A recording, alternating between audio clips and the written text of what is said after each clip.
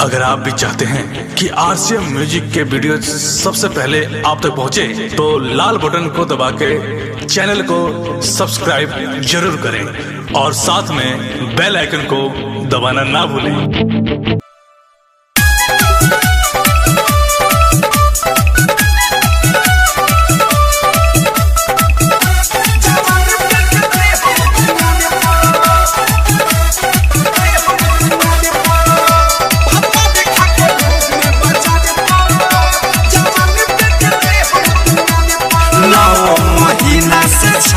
नई हरा के चौक पर विदा करा के ले जाई है तब रहब न भतक बउक पर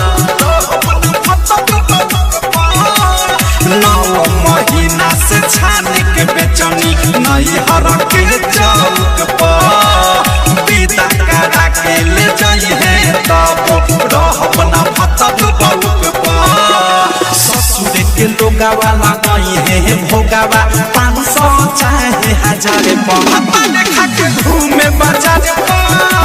जवानी बेच दे हम दुआर पर पापा देखा के घूमे बाजार जवानी बेच दे हम दुआर पर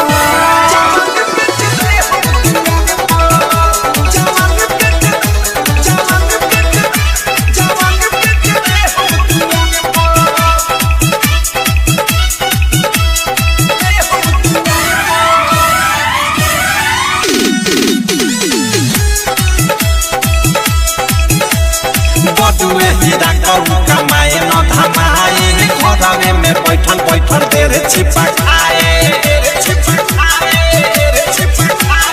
बटुए हीरा कहू कमाए न धमाए घरवे में बैठल बैठल देर छिपा खाए मेहर पशुआ हुए खाली मेहरा सनम ढीले गगन के बेरी से दूरे खजाना पलंग ना कह हिले सजल से जदिया छोड़ के घरवा सुते को वासी पुआर पर देखा के घूमे बाजार पर जवानी बेच दे हम दुआर पर भाता देखा के घूमे बाजार पर जवानी बेच दे हम दुआर पर जवानी बेच दे डायमंड रिकॉर्डिंग स्टूडियो महुआ के जैसे ही जवानी मोर गुटा कुआ देने के सही तो समान समुदाता महुआ के जैसे ही जवानी मोर गुटा कुआ देने के सही तो समान समुदाता पचे वाला बात न हवे रे सखी बात ई कैसे पची उल्टा सीधा कर दे पपी की विशाल के इज्जत न बची अवधि सब प्रेमी अनुराग बदसा नरेश हो यही विचार पापा देखा के घूमे बाजार पर जवानी बेच दे हम दुआर पर